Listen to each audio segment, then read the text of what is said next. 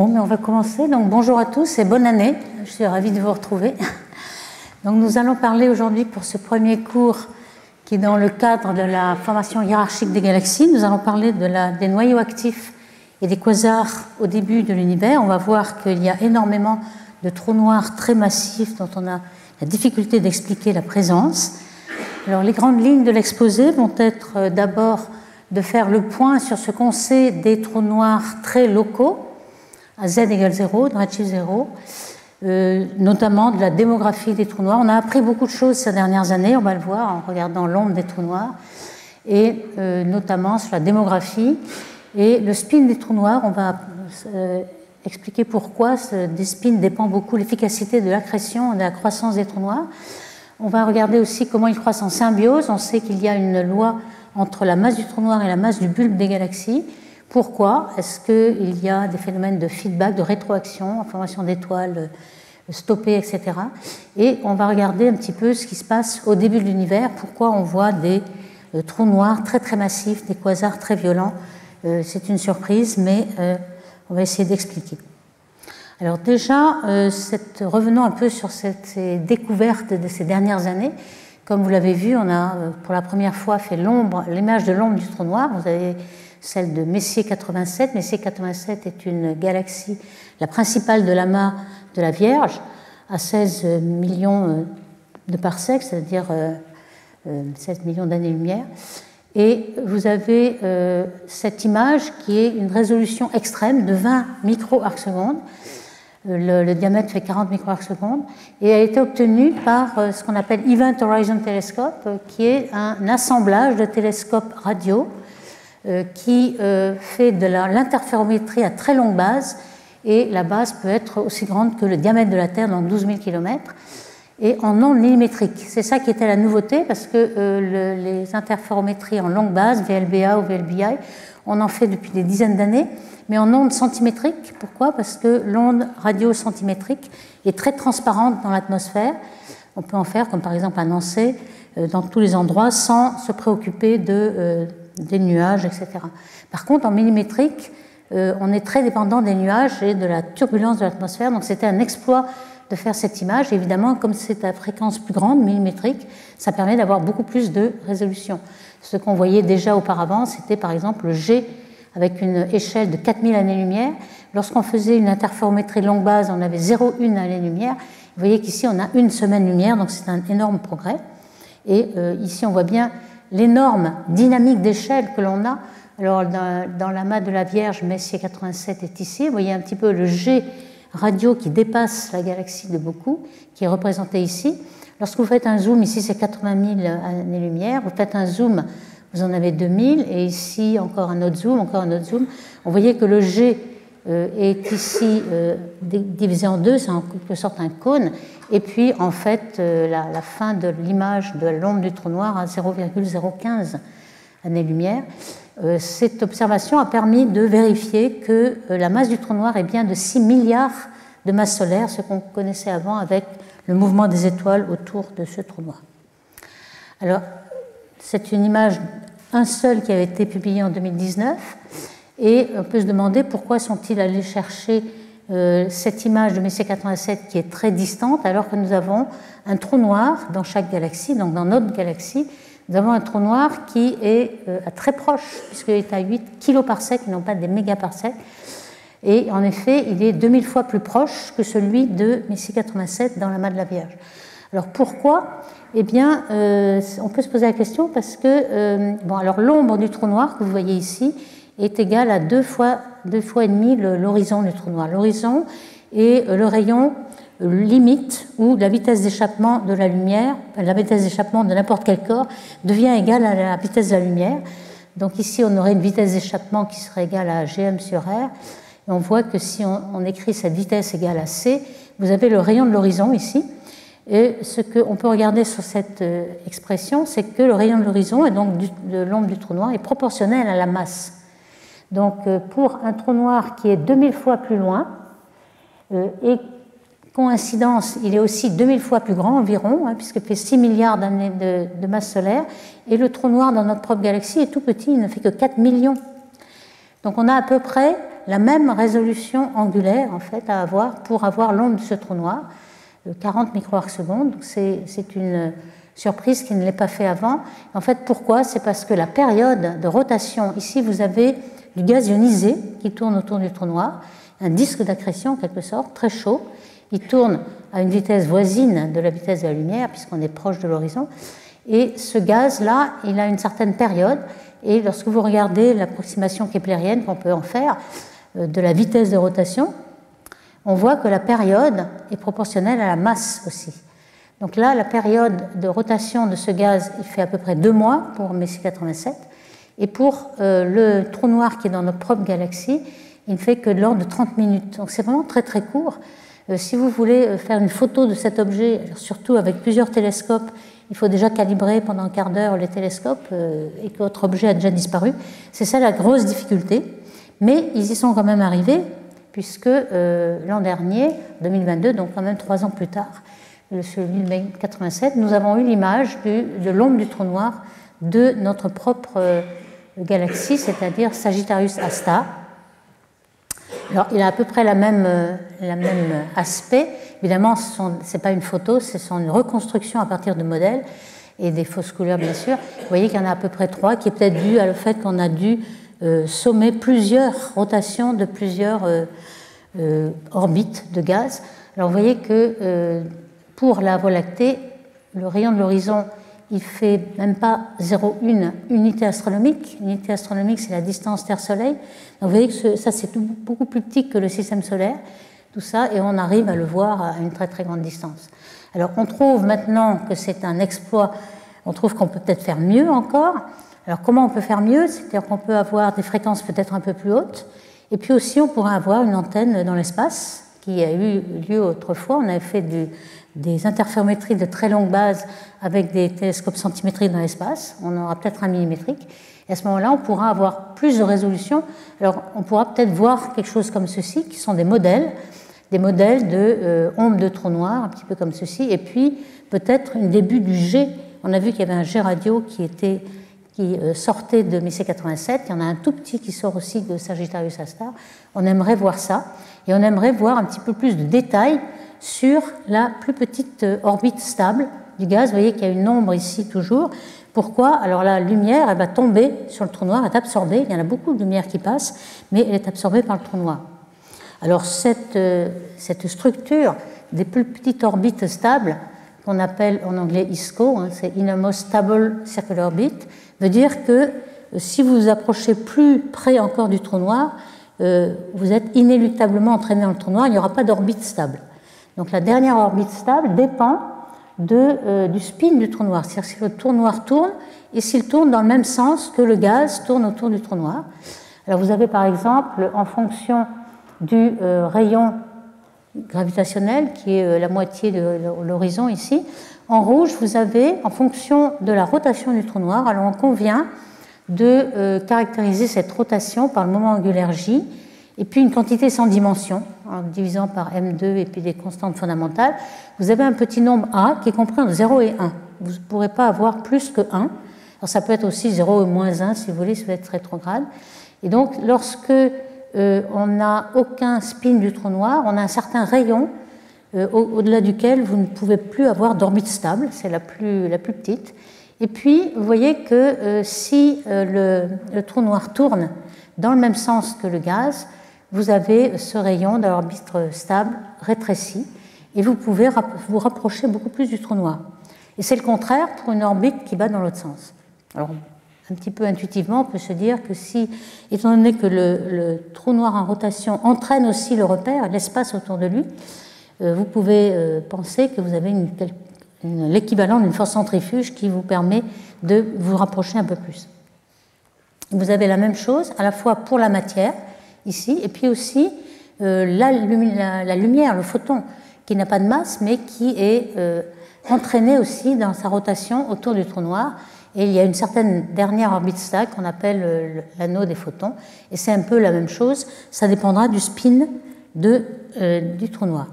Alors il y a d'autres aussi observations qui nous ont permis d'approcher le trou noir, et ce sont des observations en infrarouge proche, 1 micron, faites avec le Very Large Telescope le très grand télescope de l'ESO au Chili, le VLT, où on a installé un instrument qui s'appelle Gravity et qui permet de faire l'interférométrie entre les 4 télescopes de 8 mètres du VLT. Donc on peut avoir une ligne de base qui est de l'ordre de 200 mètres. Ce n'est beaucoup moins grand que les 12 000 km en radio, mais comme on a une longueur d'onde beaucoup plus petite, 1 micron, finalement on a des résolutions comparables. Et donc on va voir qu'on peut aussi regarder le gaz qui tourne très vite autour du trou noir. Alors déjà, on a pu regarder avec une grande précision l'étoile qui tourne la plus proche, là qu'on appelle S2, qui tourne autour du trou noir. Le trou noir est ici. Et l'orbite qui est quasi-keplérienne à une période de 16 ans, on a regardé en 2018 où elle est passée très très proche. Elle est passée avec une vitesse de 7000 km par seconde. Et on a pu vérifier avec une grande précision le rougissement gravitationnel qui est prédit par la relativité générale. Donc ça, c'est une confirmation totale. Et puis, encore plus intéressant, on a pu vérifier aussi la rotation du gaz ionisé, un petit peu comme l'ont vu l'Event Horizon Telescope en radioastronomie. On voit qu'il y a des sursauts qui sont observés depuis longtemps en infrarouge proche, en rayons X, et qui ont une période de 30 minutes, justement. C'est la période de rotation du gaz. Vous voyez un petit peu le schéma. On s'imagine qu'il y a du gaz qui tourne autour du trou noir et qui, de temps en temps, lorsqu'il se rapproche vers vous, il y a un effet Doppler qui permet d'avoir un sursaut. Et puis, au bout d'un certain temps, le gaz va tomber sur le trou noir et va être avalé. On doit attendre une prochaine accrétion de gaz. Alors, c'est ce qui a été observé. On ne peut pas faire d'image en 1 micron à cause de l'atmosphère et du nombre d'antennes que vous avez, mais on peut suivre le sursaut, le petit nuage en fait, et on a pu voir qu'il était en train de tourner avec 100 000 km par seconde autour du trou noir, avec une orientation qui n'a rien de par la tranche. Hein. La Voie lactée, on la voit par la tranche, mais là, le disque d'accrétion n'a rien à voir, une orientation aléatoire qui a plutôt un angle de 30 degrés, donc presque vue de face. Et puis, on aurait pu par là avoir le spin, mais malheureusement, on est à une position intermédiaire. Ici, vous avez la période de rotation de ce gaz autour du trou noir et le rayon en angle micro-arc seconde. En vert, vous avez l'orbite l'orbite stable la plus proche du trou noir en vert pour A égale 1, c'est-à-dire un spin direct qui tourne le plus possible. En orange, celui qui ne tourne pas, et en bleu, celui qui tourne de façon rétrograde. Et en fait, on se trouve au milieu, donc tout est possible. On peut avoir A égale 1, il faudrait attendre d'autres gaz pour trancher. Alors pourquoi le spin du trou noir est très important pour l'efficacité d'accrétion du trou noir? Eh bien, simplement parce que lorsque le gaz arrive de très loin dans la galaxie, mettons, on peut dire l'infini, et qu'il tombe sur ce rayon, qui est le dernier dans lequel il va rayonner, évidemment, si on arrive à ce rayon qui est limité, on n'aura qu'une certaine fraction de l'énergie gravitationnelle. Et puis, si lorsque A égale 1, on peut aller jusqu'à très près du trou noir, à ce moment-là, on aura beaucoup plus d'énergie gravitationnelle. C'est un petit peu comme vous avez un barrage, vous arrêtez l'eau au milieu, vous avez beaucoup moins d'énergie que si elle tombe jusqu'au bout. Donc on pourrait dire que pour une petite masse m, l'énergie potentielle c'est Gm sur R, et elle peut être égale à jusqu'à 1/2 de mc2. Donc on peut tirer dans le rayonnement autant d'énergie que la moitié de la masse, ce qui est énorme. Et évidemment, pour A égale 0, vous pourrez en tirer qu'une petite partie, et jusqu'à 30% pour A égale 1, si on fait bien le calcul. Donc on a, pour la même masse qui est accrétée par le trou noir, beaucoup plus d'énergie qui est diffusée vers l'observateur que s'il y a un spin ou non. Donc ça, c'est très important. On peut aussi le mesurer, par exemple, lorsqu'on a un noyau actif, on a une aile, on a une spectre qui a 2 ailes, qui correspond à la rotation. Donc ce qui vient vers vous, donc qui est décalé vers le bleu, a plus d'énergie. Il y a un boost relativiste, donc vous avez une aile qui est plus forte que l'autre. Et puis l'autre, vous avez le rougissement dû à la relativité générale, et vous avez une aile rouge qui vous indique un petit peu le rayon autour du quasar auquel vous êtes. Donc vous savez si vous avez un spin positif ou négatif. Alors ici, en général, quand on le mesure sur les galaxies, on l'a mesuré sur plusieurs galaxies, les spins des trous noirs supermassifs tournent assez vite, et surtout dans le sens direct. Et on voit qu'en effet, si du gaz arrive dans le sens rétrograde, il va être entraîné par le trou noir jusqu'à ce qu'il tourne dans le sens direct. Donc en fait, il y a le trou noir, en fait, qu'est-ce qu'il crée dans sa gravité? Il crée une déformation de l'espace. Cette déformation, elle tourne aussi, et tout ce qui est dans l'espace est obligé de tourner avec l'espace, donc il va tourner, va être obligé de tourner dans le bon sens. Alors comment on calcule la masse de ces trous noirs? Eh bien, tout dépend de la proximité du trou noir. Si vous avez des trous noirs dans des galaxies proches, où on a beaucoup de résolution, par exemple avec le Space Telescope Hubble, ici vous avez un exemple où on a pu voir le gaz ionisé qui tournait autour du trou noir et avoir un schéma de vitesse, donc vers le bleu et vers le rouge, qui est très fort et qui vous donne la masse du trou noir. On a à la fois résolu la position de ce gaz. Pourquoi? Parce qu'on peut résoudre jusqu'à 10 parsecs de résolution lorsqu'on a la résolution du Hubble Space Telescope, 0,1 arc-seconde, avec ces distances-là. Alors le rayon d'action du trou noir est assez petit, c'est-à-dire que si vous allez au-delà de 10 ou 20 parsecs, à ce moment-là, la masse est dominée par la masse du bulbe de la galaxie, des étoiles, et le trou noir est négligeable, il devient une étoile comme une autre, et donc vous ne pouvez plus déterminer la masse du trou noir. Donc pour déterminer cette masse directement, il faut pouvoir avoir cette résolution très petite autour du trou noir. Maintenant, si vous ne l'avez pas, si vous avez des trous noirs très loin, eh bien, on a d'autres méthodes, comme par exemple ceux qui sont actifs, des noyaux actifs, donc qui ont une luminosité. Lorsqu'un noyau est actif, il a un disque d'accrétion et ce qu'on appelle une région de raie très large, Broad Line Region, ou BLR, hein, on en a déjà parlé, donc qui représentent le disque d'accrétion qui tourne à 10 000 ou 20 000 km par seconde autour du trou noir. Cette vitesse, on la mesure par le spectre, ça, quel que soit, on n'a pas besoin de résolution.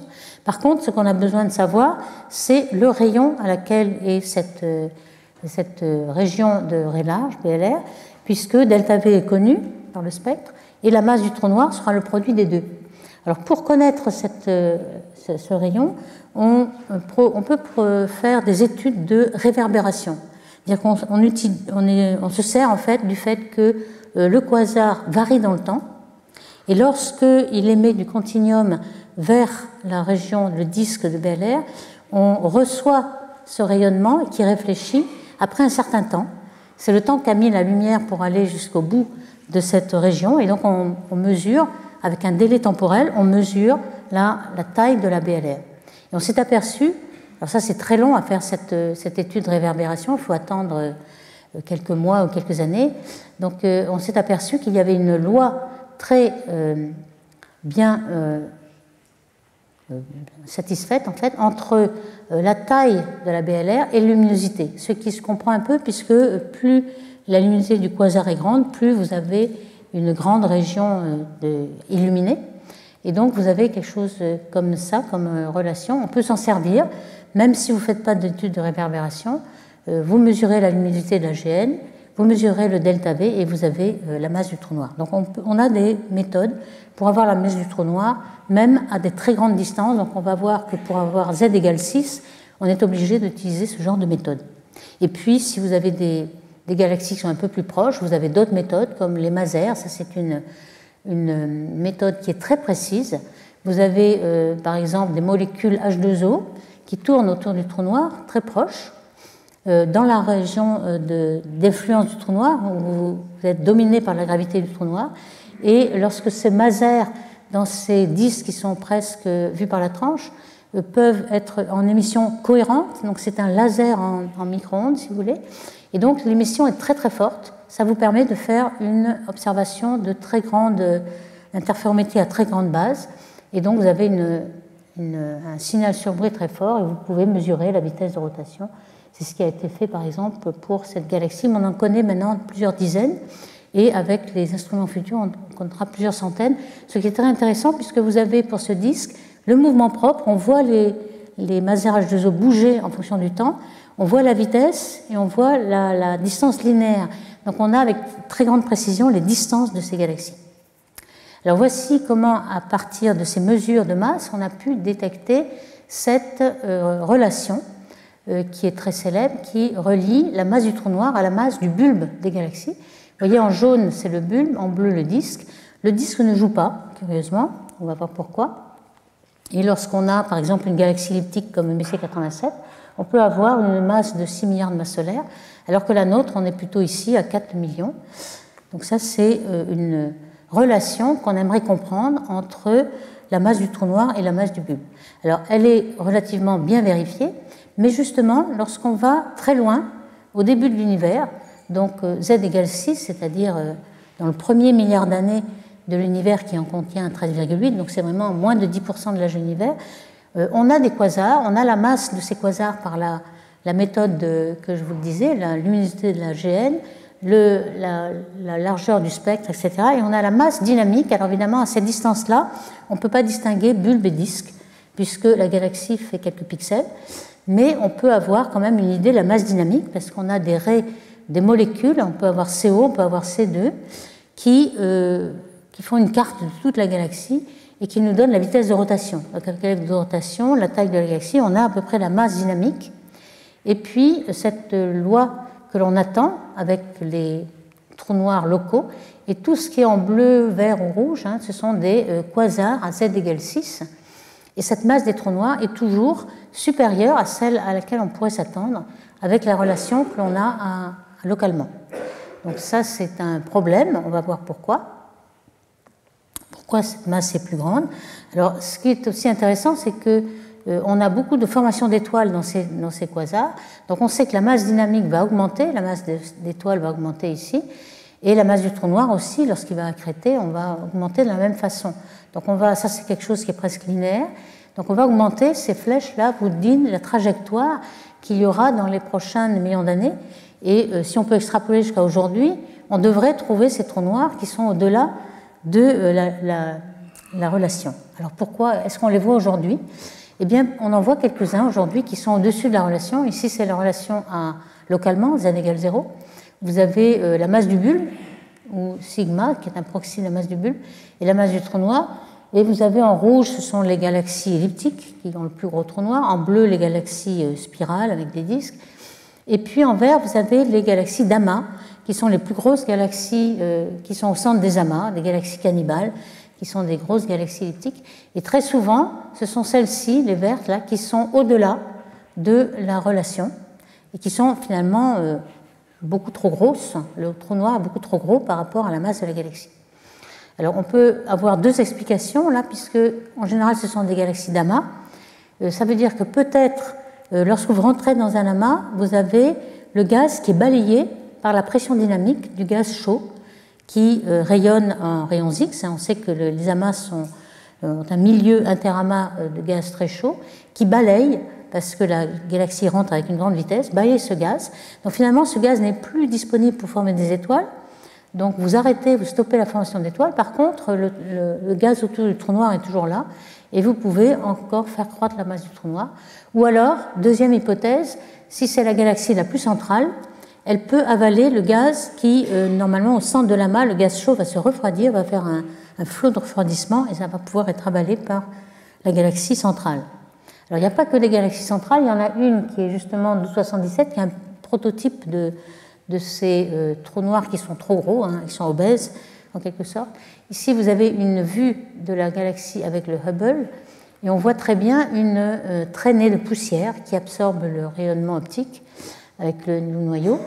Et cette galaxie a été toujours une surprise puisque la masse du trou noir, qui avait été d'abord évaluée avec la vitesse des étoiles du bulbe, n'est pas de 0,2% de la masse du bulbe, mais plutôt 50% de la masse du bulbe, donc beaucoup trop grosse. Ça a été un petit peu, il y a eu beaucoup de débats pour dire que peut-être on avait sous-estimé la masse du bulbe, etc. Ou peut-être que la vitesse des étoiles n'était pas fidèle, mais lorsqu'on regarde la masse du gaz, alors là c'était des molécules de monoxyde de carbone, de CO qui tournent autour du trou noir, on voit bien qu'en effet il y a 1000 km par seconde et que le trou noir est vraiment trop gros. Ce n'est pas une illusion. Donc il y a quand même des trous noirs qui arrivent à dépasser la relation normale. Alors cette relation normale, on aimerait l'expliquer. Alors est-ce qu'on peut l'expliquer en disant que le trou noir a une action sur sa galaxie, ou le contraire? Est-ce que c'est par la masse? Alors déjà, on peut éliminer que l'effet gravitationnel du trou noir. Le trou noir a une masse lorsqu'on est sur la la relation normale, la masse du trou noir, c'est 0,2% de la masse du bulbe, donc 0,002 fois la masse du bulbe.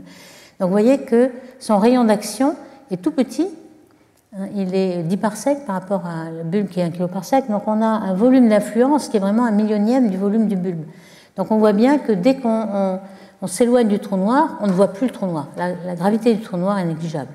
Donc on voit bien que ce n'est pas ça qui va agir sur la galaxie. Par contre, si on regarde l'énergie du trou noir, alors là, elle est considérable. L'énergie dépensée, enfin l'énergie gravitationnelle qui est dépensée lorsque de la masse arrive sur le trou noir pour faire croître le trou noir. Alors on sait qu'on a comme énergie qui est rayonnée une fraction epsilon qui peut être en moyenne 10%, qui peut même être plus que 10%, de la masse qui tombe sur le trou noir. Donc si on regarde à quel taux le trou noir croît, évidemment, il va croître pas seulement dm, mais 1 moins epsilon. Epsilon est rayonné, donc c'est 1 moins epsilon qui va faire croître le trou noir. Et donc on peut calculer l'énergie de croissance du trou noir, c'est-à-dire l'énergie qui est rayonnée pour faire croître le trou noir. Donc intégrée sur toute la vie du trou noir, donc ça va être la masse du trou noir multipliée par ce taux-là. Et on peut la comparer à la même énergie qu'a rayonné le bulbe, si vous voulez, l'énergie de cohésion du bulbe, qui est de l'ordre de l'énergie cinétique mv2 ou l'énergie potentielle du bulbe.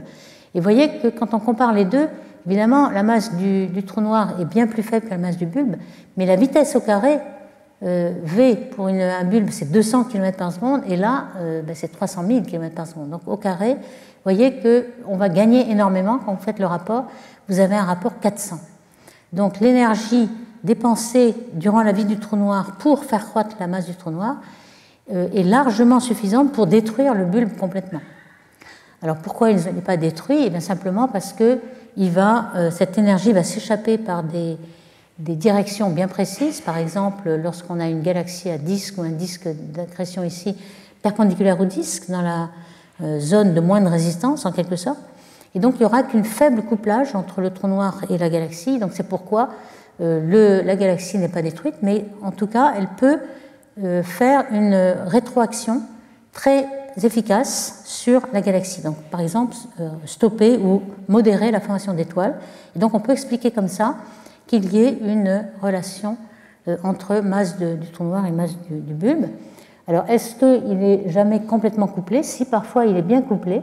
Vous voyez par exemple cette galaxie-là, une photo optique avec en rose les galaxies, les régions H2 de formation d'étoiles, et puis en bleu vous voyez le G, à la fois en X et puis en radio.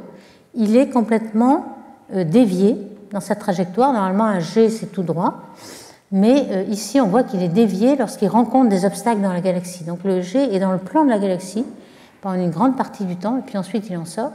De même, pour cette galaxie-là, qui est une flambée de formation d'étoiles, vous avez un flot qui sort du trou noir et qui balaye un petit peu la galaxie. C'est pour ça que vous avez des grands flots de gaz moléculaire. Et donc c'est dans ce gaz moléculaire que se forment les étoiles. Donc on voit bien que cette rétroaction peut empêcher la formation d'étoiles. Alors, est-ce qu'on peut avoir des observations qui vous donnent la masse dynamique? Oui, par exemple, avec ALMA, pour z égale 6, vous avez quelques quasars à z égale 6 ici. Vous voyez que ce n'est pas encore très précis, on a un lobe qui est assez gros, même si ALMA peut avoir des résolutions de 10 milliards secondes, mais vous avez quand même une vitesse de rotation de la galaxie et un rayon, et vous avez une masse dynamique. Et vous savez que le C+, est aussi un traceur de formation d'étoiles. Vous avez l'arrêt de C+, obtenu avec beaucoup de quasars en fonction de la formation d'étoiles. Mais vous voyez que la masse dynamique estimée par cette méthode-là, elle est très imprécise quand même, mais elle est quand même consistante avec ce qu'on sait de la masse stellaire, par exemple. La masse stellaire, elle peut être calculée par la luminosité des étoiles, et avec un rapport masse sur luminosité. Et évidemment, la masse dynamique est quand même bien supérieure à la masse des étoiles, sauf pour ces galaxies-là qui ont une certaine incertitude. Alors l'incertitude, elle est à la fois sur la masse dynamique et sur la masse des étoiles, qui est assez difficile à avoir aussi. Alors par toutes ces considérations masse des trous noirs, masse des étoiles, etc., on a pu obtenir ce genre d'évolution en fonction du temps, en fonction du redshift ici ou d'évolution du temps là-haut. Et on peut la comparer à l'évolution de la formation d'étoiles cosmiques, qui est la courbe en noir ici. Au début de l'univers, donc lorsqu'on est près du Big Bang ici, on a un taux de formation d'étoiles qui croît légèrement et qui obtient un maximum à peu près à 3 milliards d'années après le Big Bang, donc il y a 10 milliards d'années. Et puis Z ou un redshift égale 2. Et les courbes en bleu et en vert, c'est à peu près la même chose obtenue avec les X et avec l'infrarouge. Et on l'a quand même, pour les mettre ensemble et les comparer, on a divisé par 3300, puisque le taux de formation d'étoiles est bien plus gros. On a vu que la masse du bulbe est tout petite la masse du trou noir est plus petite par rapport à la masse du bulbe. On l'a calibré avec ce rapport-là. Et vous voyez que c'est la même courbe, c'est-à-dire que le maximum se fait au même moment. Donc ça conforte le fait qu'il y a vraiment une symbiose entre la formation des étoiles et la formation des trous noirs qu'il y a au centre des galaxies. Il y a ce qu'on appelle un petit peu un downsizing, c'est-à-dire qu'on forme les plus gros objets et les plus gros quasars au début et non pas à la fin.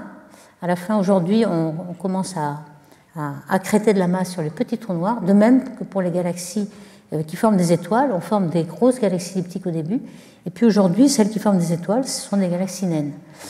Ça peut paraître paradoxal, mais ça peut être expliqué par des simulations. Alors, pourquoi on a un problème de croissance des trous noirs et d'avoir des trous noirs aussi gros au début de l'univers? Ça, c'est le problème clé qu'on va essayer de résoudre.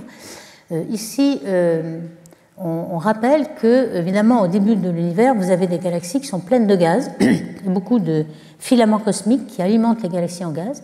Donc, le problème d'aliment, de fuel, ne se pose pas. Mais en fait, il se pose le problème qu'il y a une limite à cette accrétion de masse, qui est la limite d'Eddington, qui est due au fait que lorsque le trou noir avale du gaz, et ce gaz rayonne énormément d'énergie, la pression de radiation elle-même compense la gravité et vous ne pouvez plus accréter de gaz. Donc il y a une limite qui a été depuis longtemps calculée et qui est proportionnelle à la masse du trou noir. Donc vous pouvez au mieux accréter du gaz avec cette limite-là, c'est-à-dire une masse qui croît avec le temps et qui est proportionnelle à la masse du trou noir elle-même. Alors au début, si vous partez avec des petits trous noirs, vous voyez que la croissance a beau être exponentielle, puisque vous croissez proportionnellement à la masse, eh bien, si vous avez une petite graine au départ, ça va prendre beaucoup de temps. Le temps caractéristique de doublage, en fait, de la masse, c'est plutôt 45 millions d'années. Et il faudra, pour atteindre les milliards de masses solaires que l'on voit dans les quasars à z égale 6, il faudrait 860 millions d'années. Vous allez me dire que ce n'est pas énorme par rapport à l'âge de l'univers, mais si on démarre de z égale 20, là où on commence à voir les premières galaxies, jusqu'à z égale 6 ou 7, là où on voit les quasars, eh bien on n'atteindrait que des quasars de 6 millions et non pas de 6 milliards. Alors après, ça croît très vite, mais c'est au début, c'est très très très lent, puisqu'on part de petites graines qui sont des trous noirs de masse stellaire qui sont dus à l'explosion d'étoiles en supernovae, par exemple. Alors d'autres solutions pour atteindre ces trous noirs en très peu de temps seraient par exemple de rayonner plus que cette fameuse limite. Cette fameuse limite, c'est une limite théorique qui est calculée comme si la luminosité était tout à fait isotrope, sphérique. En fait, on voit dans les simulations, ici vous avez une coupe d'un trou noir qui est ici et qui accrète du gaz qui vient d'un disque ici, qui protège un petit peu par la colonne densité de gaz et de poussière, qui protège le gaz, et toute la pression de radiation se passe dans la direction perpendiculaire. Donc il est possible que vous puissiez aller un petit peu au-delà de la limite d'Eddington. Bon, peut-être c'est un petit peu trop, 100 fois, mais si vous pouvez accréter beaucoup plus, c'est-à-dire que la durée de vie ici tôt serait divisée par 10 ou 100, alors là évidemment il n'y a plus aucun problème. Il y a aussi le fait qu'on peut partir d'une masse beaucoup plus grande au départ. La petite graine qui était 10 masses solaires pourrait être beaucoup plus grosse, et par exemple partir d'une masse de gaz qui a s'effondré complètement en trou noir. Ça, on va en parler beaucoup. On ne sait pas si ça existe, mais c'est une idée qui est venue du fait que on n'observe que deux sortes de trous noirs. Aujourd'hui, on observe énormément de petits trous noirs de masse stellaire dans la Voie lactée, qui sont dus à la mort des étoiles. Comme il y a 200 milliards d'étoiles, vous avez peut-être 1 milliard de petits trous noirs dans la Voie lactée, donc ça, vous en avez beaucoup. Et vous avez aussi des trous noirs supermassifs dans chaque galaxie, entre 1 million et 1 milliard de masse solaire. Entre-temps, vous avez des trous noirs de masse intermédiaire qu'on ne voit pas. Donc l'idée serait peut-être qu'une partie des trous noirs se serait formée au début de l'univers par effondrement d'un nuage de gaz de 10 puissance 5 masse solaire, et que vous sautez les trous noirs de masse intermédiaire directement. Alors ça, ce n'est pas encore démontré, mais c'est une spéculation. Alors ce qu'on voit aujourd'hui, donc, ce sont des trous noirs à z égale 6, il y en a un grand nombre. Et puis aujourd'hui, avec le JWST, le James Webb, on a détecté jusqu'à 7,7, ce sont les plus lointains quasars qui ont été vus. Donc on a déterminé la masse du trou noir avec la luminosité et le spectre du trou noir. Et on voit que ces trous noirs sont toujours parmi les plus massifs de ceux qu'on observe aujourd'hui. Donc les plus massifs se forment très très tôt. Ça, c'est le gros problème. Alors voici par exemple une des dernières observations du James Webb ici. Vous voyez que le James Webb a observé des amas de galaxies pour avoir une amplification gravitationnelle et pouvoir voir des objets encore plus faibles derrière. Donc vous avez ce quasar qui a en effet 3 images ici. Les zooms de ces images sont écrits là. Et alors ce sont des objets très très compacts, même avec l'amplification gravitationnelle qui élargit la taille des objets, ces objets ne sont pas résolus. Ici, vous avez la taille caractéristique des objets en fonction de leur luminosité. Vous avez en bleu des galaxies à z égale 6, donc des galaxies lointaines. Et puis, ces quasars-là, qu'on voit ici, sont une limite inférieure, ils sont plus petits que la résolution. Donc, ils sont ici, c'est vraiment très, très compact. Et d'autre part, d'autres personnes ont essayé de regarder le gaz avec ALMA.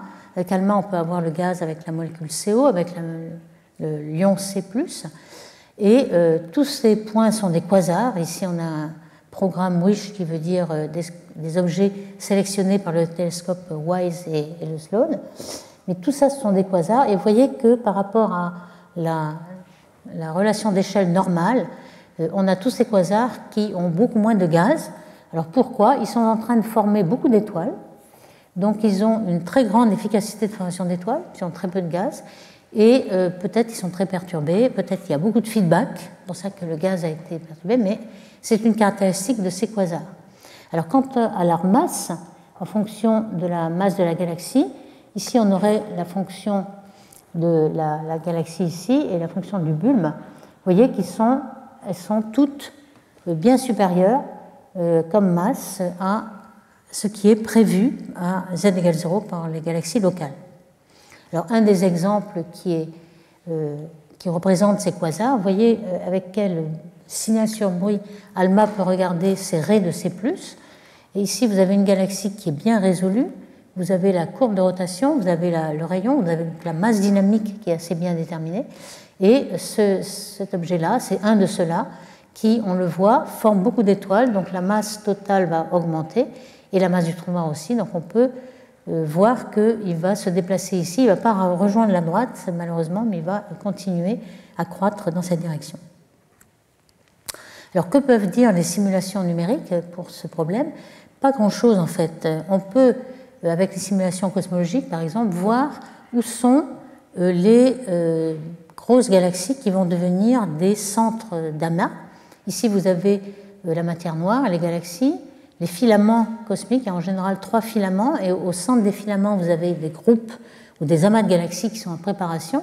Et lorsque, ici c'est z égale 6, et lorsque vous êtes à z égale 0, cet objet-là va devenir un amas de galaxies, donc avec une galaxie centrale d'amas qui va être très massive et qui donc a des trous noirs de 1 milliard de masse solaire.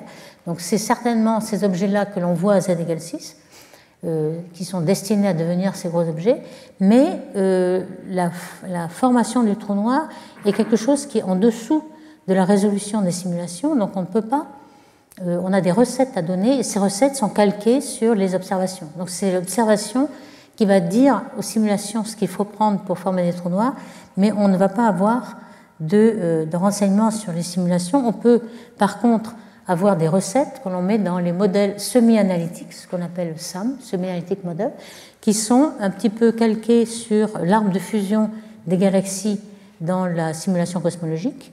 Et ensuite, on peut jouer sur les recettes de formation.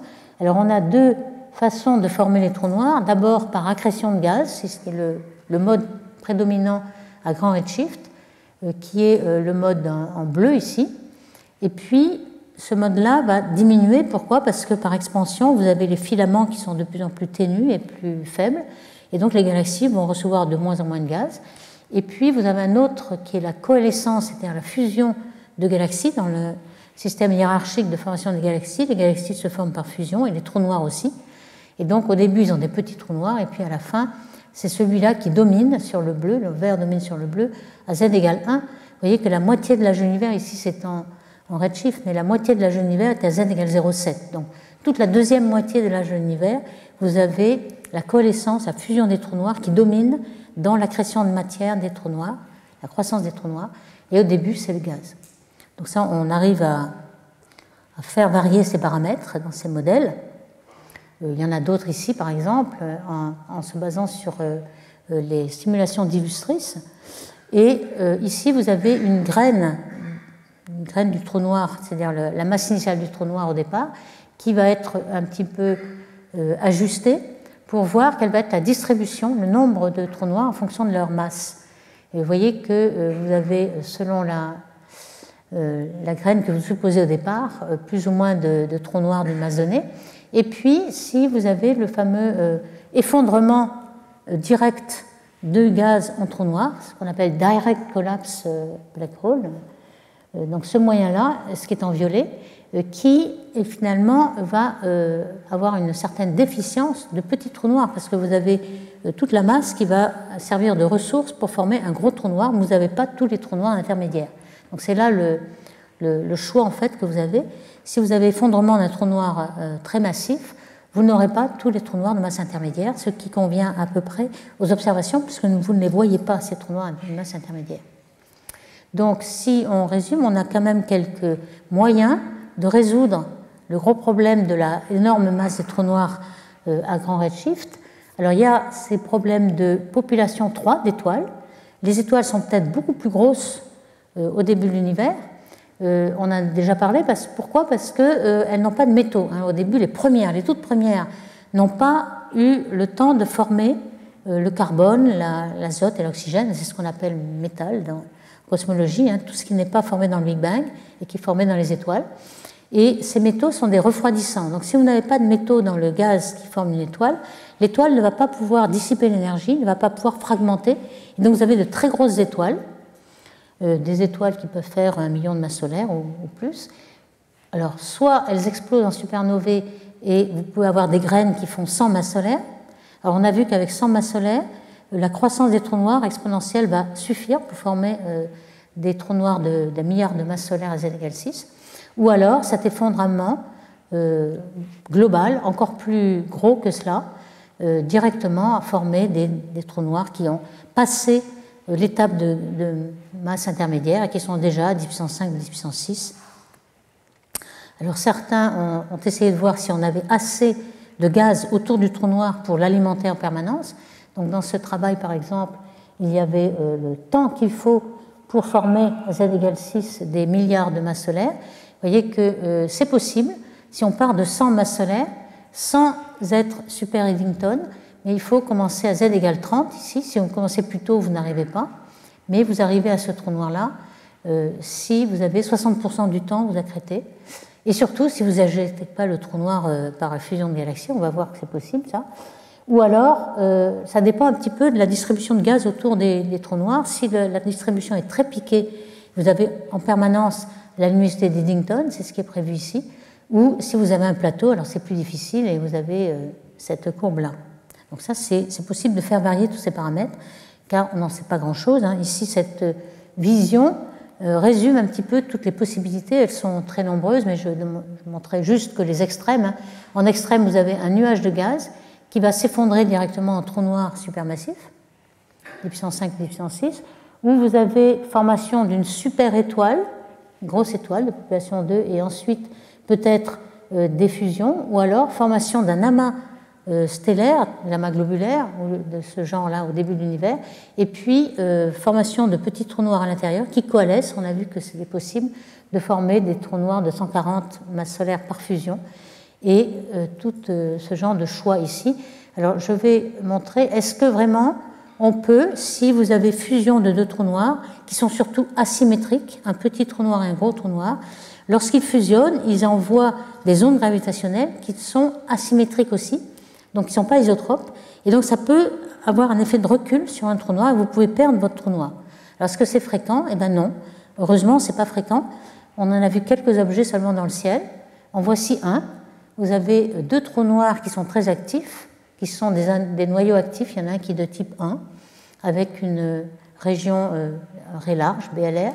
Mais le gros problème entre ces deux, c'est que la vitesse de l'un par rapport à l'autre, c'est de 1200 km par seconde, ce qui est largement supérieur à la vitesse d'échappement de la galaxie. Donc il y en a un qui s'en va. C'est sûr qu'il y en a un qui est éjecté. Et ce qu'on voit, c'est qu'il y en a un qui est obscurci par la poussière, c'est peut-être celui-ci.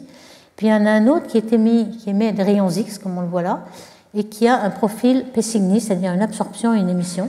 Et on pense qu'il est peut-être derrière le vent qui essaie d'absorber.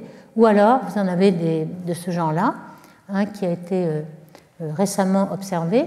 Vous avez un quasar avec son disque d'accrétion qui est éjecté de la galaxie avec une vitesse de 2000 km par seconde. On l'a pu mesurer dans le spectre. Et puis la galaxie que l'on voit dans le fond, qui a ce centre-là. Donc, ce n'est pas le même centre que le quasar.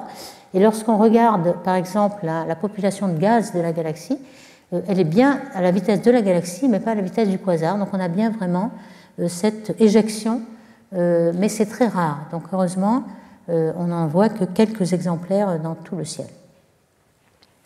Alors, est-ce qu'on peut aussi essayer de simuler la formation des étoiles de population 3, celles qu'on n'a jamais vues, parce qu'elles durent très peu, quelques millions d'années au début de l'univers, et ensuite, dès que les éléments lourds ont été formés, le gaz est enrichi, et les étoiles de deuxième ou troisième génération sont de population 2, car elles sont enrichies en métaux, et elles sont de beaucoup plus petite taille. Donc ces simulations-là ont montré qu'on peut commencer, Z égale 100, 26, etc. Ici, ce sont des mini-halos, ce n'est même pas des galaxies, c'est des tout petits halos de matière noire qui sont beaucoup plus petits qu'une galaxie et qui contiennent les premières étoiles. Vous voyez que ces simulations-là, on a une dynamique d'échelle entre 6 kg par sec jusqu'à 0,06 par sec énorme pour pouvoir voir comment le gaz est alimenté et comment les étoiles peuvent se former, avec ici la température qui correspond à cette densité-là. Et surtout, le problème, c'est de ne pas détruire les étoiles par la rétroaction, le feedback, l'outflow, qui fait que la luminosité d'Eddington pour les étoiles est aussi atteinte et la pression de radiation éloigne le gaz. Donc ici, ces simulations permettent de savoir quelle masse va rester et quelles sont les masses des étoiles de population 3. Alors, est-ce qu'on en voit? Eh bien, oui, il est possible qu'on en ait vu dans plusieurs objets. Alors, par exemple, celui-ci, CR7, c'est cet objet qui a plusieurs composantes et qui a la caractéristique très unique d'avoir une raie d'hélium-2, hélium ionisé, à 1640 angstroms. Cette raie a besoin d'une excitation très grande, d'une température très chaude pour être excitée. Donc, c'est un traceur de population 3, parce que ces étoiles géantes ont une température de surface de 100 000 degrés Kelvin, beaucoup plus que les étoiles de population 2 normales, qui sont les étoiles O et B, qui ont 10 000 ou 20 000 Kelvin de température de surface.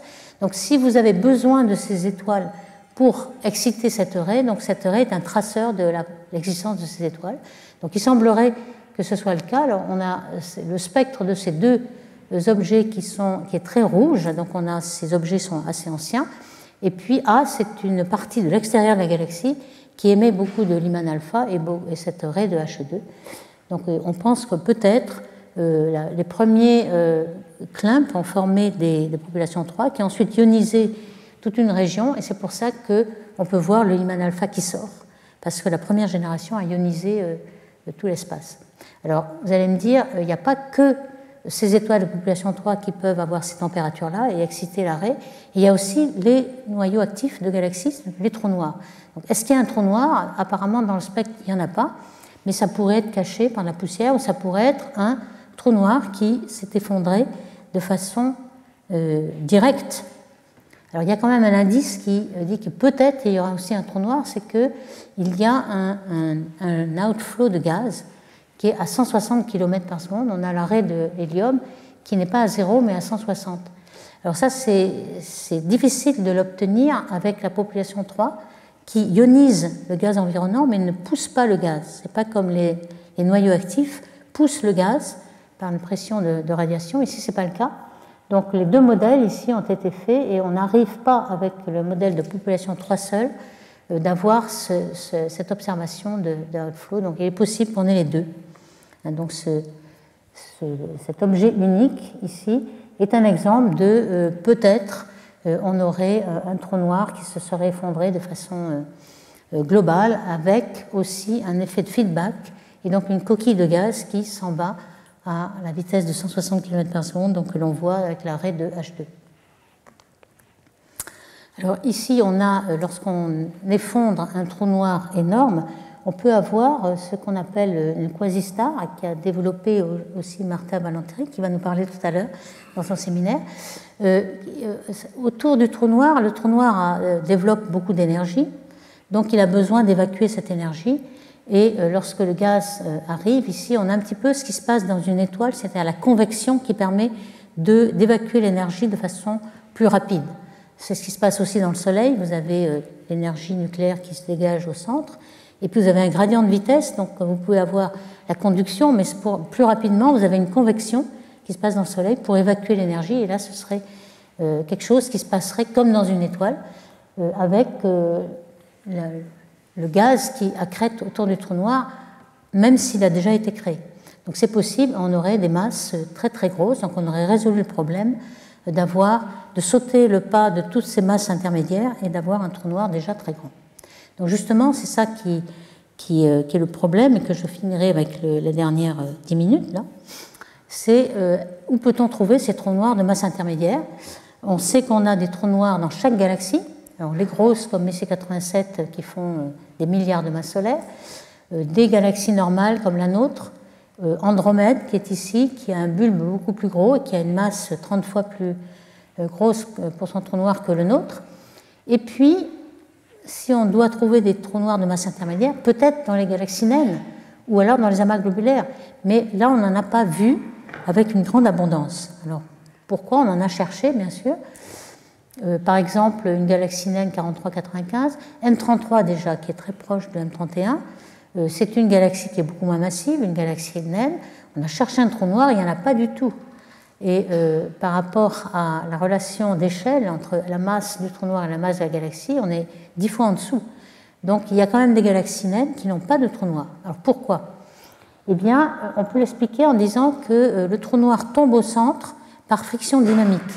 C'est-à-dire le trou noir a une certaine orbite, il perd son énergie et son moment angulaire quand il donne son énergie aux étoiles qui sont autour ou à la matière noire, et c'est par friction dynamique qu'on peut freiner et on peut faire spiraler le trou noir au centre. Et cette friction dynamique, le temps de friction dynamique, varie comme l'inverse de la masse. Donc si vous avez un trou noir de petite masse, ça peut être très long, ça peut prendre le temps de Hubble. Donc c'est pour ça que les galaxies naines, peut-être, ont des trous noirs qui sont quelque part, mais on ne sait pas où. Donc si elles ne sont pas au centre, c'est quand même relativement difficile de les trouver. C'est pourquoi peut-être que M33, c'est le cas. Donc, en tout cas, toutes les grosses galaxies, à partir de 10 puissance 5, 10 puissance 6, le temps de friction est beaucoup plus petit que l'âge de l'univers, donc tous ces trous noirs se trouvent au centre des galaxies. Alors certains ont essayé de chercher des trous noirs dans les galaxies naines, par exemple chez Nguyen et al. Sur 300 galaxies qui étaient actives, hein, ils ont cherché certaines galaxies qui ont une activité de rayons X, donc peut-être un trou noir actif qui montrerait qu'il y a un trou noir, enfin, qu'il y a une activité du noyau. Alors pour cela, vous voyez que la galaxie, il faut aller au centre. Évidemment, le trou noir étant tout petit, 10 puissance 4 masse solaire, le rayon d'action est tout petit, donc on n'a pas la résolution, mais on peut regarder s'il est actif toutes les raies de raies larges ou étroites. Étroite, c'est un peu plus loin, mais large, comme s'il y avait un disque d'accrétion.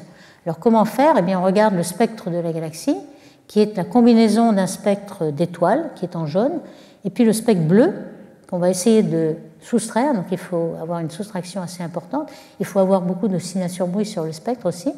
Et donc dans ce spectre de centre, là, qui n'est pas les étoiles, on va essayer de trouver, en faisant un zoom ici, des raies étroites, qui sont les raies étroites du trou noir, et puis les raies larges.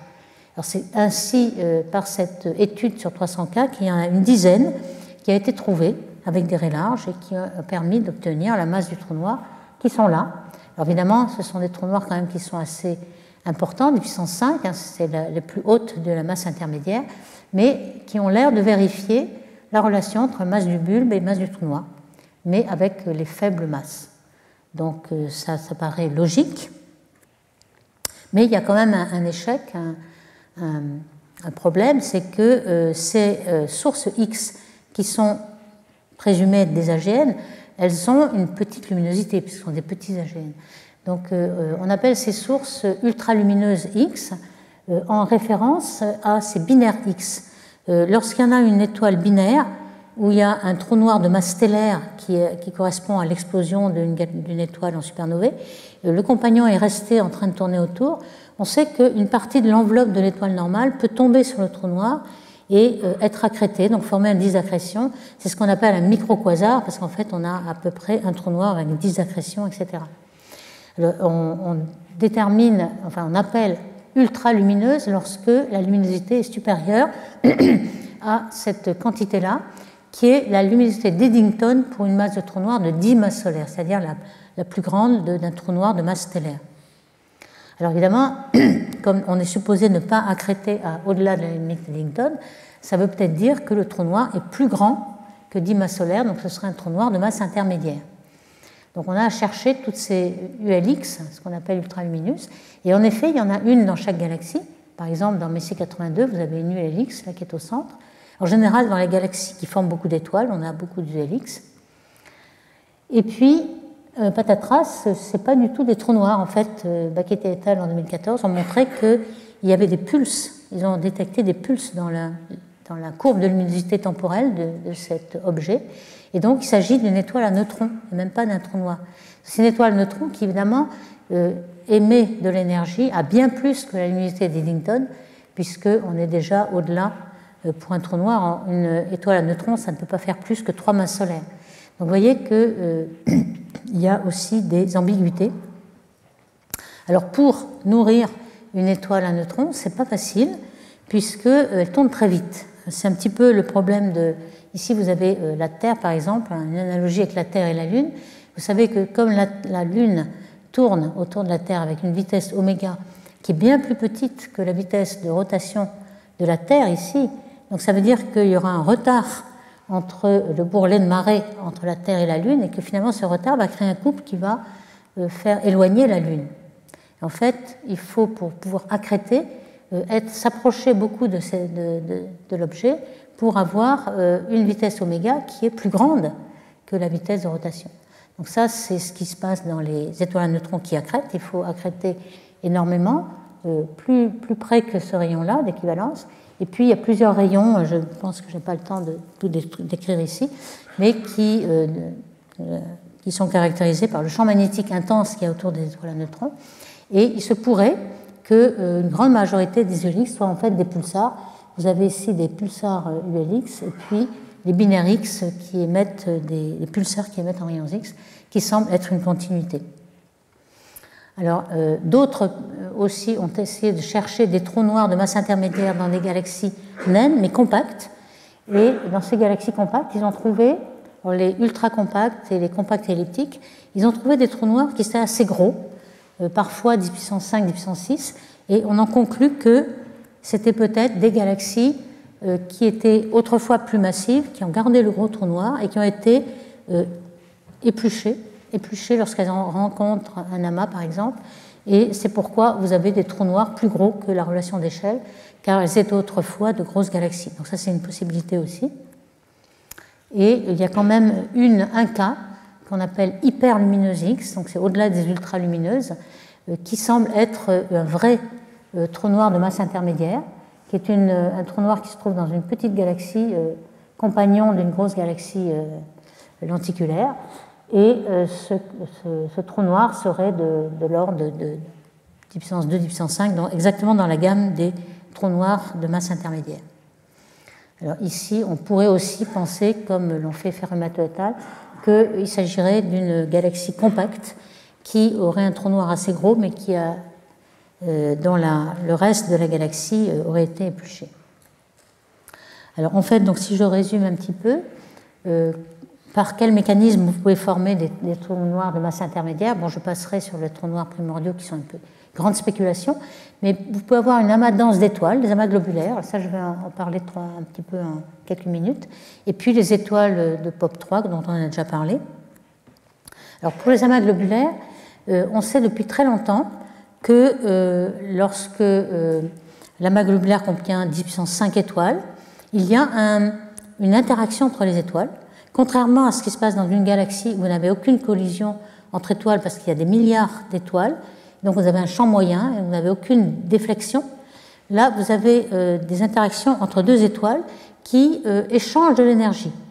Donc ce sont des collisions en quelque sorte un peu élastiques. Il n'y a pas d'énergie perdue, mais il y a de l'énergie qui passe d'une étoile à l'autre. Et dans ce cas, on appelle ça le temps de relaxation. Et ce sont les étoiles qui sont à l'intérieur qui donnent leur énergie aux étoiles plus lointaines. Donc vous avez une relaxation des étoiles massives qui tombent au centre. Et puis peu à peu, vous avez un profil de concentration et on prédit que le cœur va s'effondrer en trou noir. Donc c'est une possibilité. Alors on a essayé de vérifier qu'il y avait des trous noirs au centre des amas globulaires. Il y a aussi possibilité, comme on l'a vu dans les ondes gravitationnelles, on a trouvé des trous noirs de 142 masses solaires et on l'interprète comme des fusions successives de petits trous noirs dans un amas globulaire. Ça, c'est une possibilité. Ils vont tomber au centre, évidemment. Et on a fait aussi des simulations de savoir justement comment aller former le gros trou noir au centre. Alors, il y a un problème, c'est que cet effondrement du centre n'est valable que si on ne prend pas en compte la physique des étoiles. Lorsqu'on prend en compte la physique des étoiles, vous avez des binaires, et ces binaires vont se resserrer et vont donner de l'énergie au reste des étoiles et finalement vont empêcher le cœur de s'effondrer en trou noir. Et c'est pour ça que, par exemple, vous avez un amas globulaire qui a été récemment étudié par Vitral et Mamon, et ils ont cherché de trouver le trou noir au centre. En fait, il y a une masse sombre au centre, mais qui est faite d'une accumulation de petits trous noirs, mais il n'y a pas de gros trou noir. Il y a quelque chose qui est diffus, naine blanche au trou noir, mais toujours pas de trou noir massif de masse intermédiaire au centre des amas globulaires. Donc, bon, là, je pense que je vais passer. J'ai bien dit ULX, dynamique, etc. Et puis, il y a aussi, pourquoi on ne trouve pas de masse de trous noirs au centre des amas globulaires? Eh bien, s'il y avait un trou noir de masse intermédiaire, vous pourriez disperser la trajectoire des étoiles et vous n'aurez plus de ségrégation. Je vous ai dit qu'il y avait des ségrégations, c'est-à-dire qu'on trouvait des masses d'étoiles plus lourdes au centre, et en effet, avec un trou noir, vous n'auriez pas de ségrégation. Avec trou noir, vous avez une simulation en vert, et les données sont en rouge. On voit qu'il y a toujours une ségrégation, donc ça veut dire qu'il n'y a pas de trou noir de masse intermédiaire dans les amas globulaires.